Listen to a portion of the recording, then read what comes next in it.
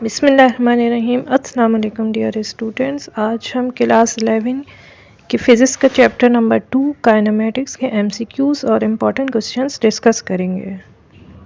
पहले हम एमसीक्यूज़ पे आ जाते हैं। सो एमसीक्यू नंबर 1 है to get a resultant displacement of 10 metre two displacement vectors of magnitude 6 metre and 8 metre should be combined.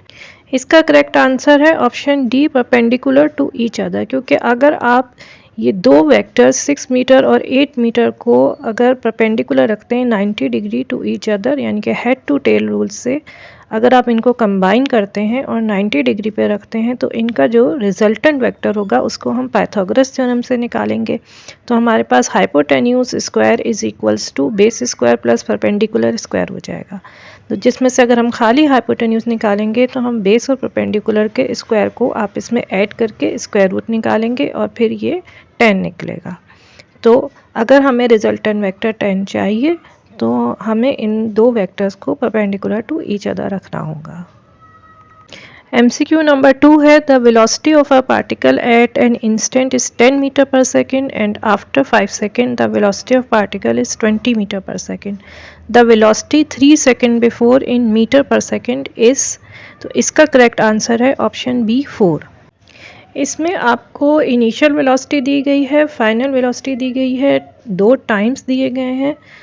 तो आप सबसे पहले एक्सेलरेशन निकाल लेंगे, ठीक है, ताकि हम इसी एक्सेलरेशन के बेसिस पे दोबारा से वेलोसिटी निकाल सकें। और दोनों टाइम्स के लिए हम first equation of motion use करेंगे। तो पहले हमने एक्सेलरेशन निकाली जो कि 2 मीटर पर सेकेंड स्क्वायर निकलेगी, और फिर हम उसको दोबारा से टाइम चेंज करेंगे और फिर हम वेलोसिटी निकालेंगे 2 मीटर पर सेकेंड की, 2 मीटर पर सेकेंड स्क्वायर की एक्सेलरेशन लगा के, तो वेलोसिटी निकलेगी 4 मीटर पर सेकेंड।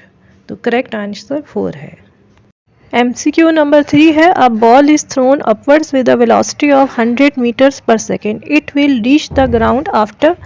तो इसका करेक्ट आंसर है ऑप्शन बी 20 सेकेंड। और हमें इसमें पूरा टोटल टाइम मालूम करना है कि जब उसको थ्रो किया गया ऊपर और जब वो वापस आया। तो पहले हम सिर्फ यानी कि ऊपर तक जाने की टाइम मालूम कर लेंगे और फिर उसको 2 से मल्टीप्लाई कर देंगे तो आपका आंसर निकल आएगा।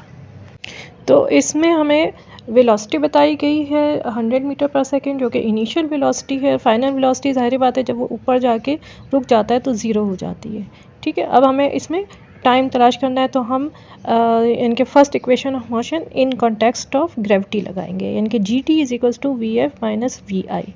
तो इससे हमारा 10 सेकेंड निकलेगा। अब 10 सेकेंड ही वो वापस आने में लेगा, तो ये टोटल 20 सेकेंड हो जाएंगे। MCQ नंबर 4 है two projectiles are fired from the same point with the same speed at angles of projection 60 degree and 30 degree respectively, which one of the following is true. तो कौन सा सही है? अगर दो प्रोजेक्टाइल्स हम फायर करते हैं सेम स्पीड से लेकिन एंगल्स उनके फ़र्क हैं 60 डिग्री और 30 डिग्री, तो इनका करेक्ट आंसर है option A, the range will be same. क्योंकि 60 और 30 डिग्री कॉम्प्लीमेंट्री एंगल्स हैं, तो कॉम्प्लीमेंट्री एंगल्स पे जब प्रोजेक्टाइल फायर किया जाता है तो उनकी रेंज सेम होती है। उनकी हाइट फ़र्क होती है लेकिन उनकी रेंज सेम होती है। MCQ number 5 the ratio of numerical values of average velocity and average speed of a body is always. तो इसका करेक्ट आंसर है ऑप्शन ए, यूनिटी।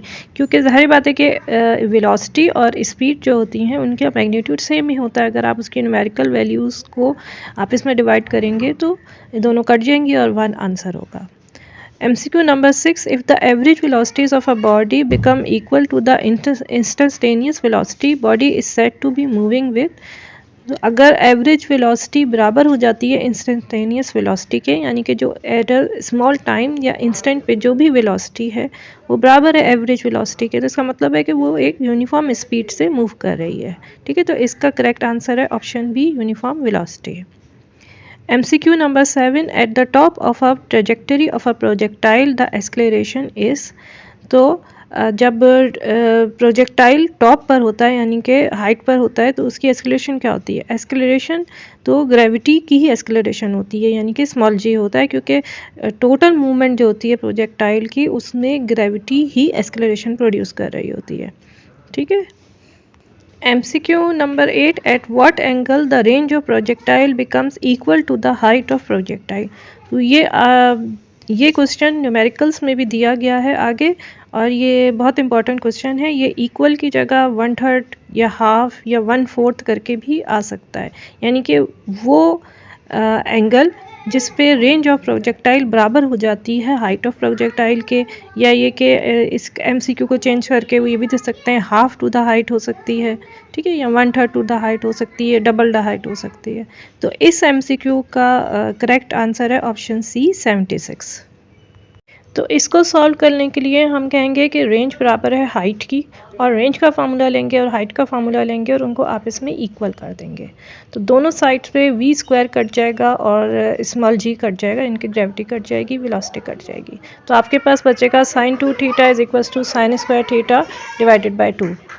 फिर उसके बाद चूँकि sin 2 थीटा बराबर होता है 2 sin थीटा cos थीटा के, तो आप उसकी वैल्यू लगा देंगे। उसके बाद एक साइड से sin थीटा कट जाएगा और एक साइड से sin स्क्वायर में से स्क्वायर कट जाएगा। ठीक है, तो फिर आपके पास बचेगा 2 cos theta is equal to sin theta divided by 2। इसमें आप 2 को ऊपर ले जाएंगे, 2 के साथ मल्टीप्लाई कर देंगे और cos थीटा को sin थीटा के नीचे ले आएंगे। इस तरह से 4 is equals to tan theta हो जाएगा, और थीटा बराबर हो जाएगा tan इनवर्स 4 के।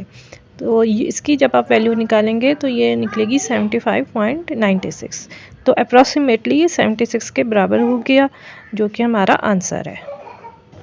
अब MCQ number 9, the angle at which dot product becomes equal to the cross product. तो इसका करेक्ट आंसर है ऑप्शन बी 45 डिग्री।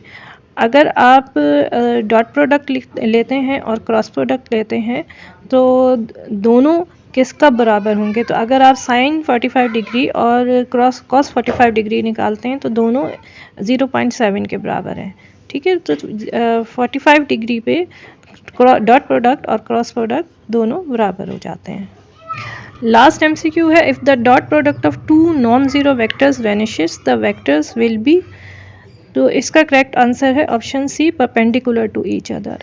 अगर दो vectors perpendicular to each other होंगे और उनका डॉट प्रोडक्ट निकाला जाएगा तो आंसर 0 होगा, क्योंकि कॉस 90 डिग्री 0 होता है, तो ज़ाहिर बात है कि आंसर 0 आ जाएगा।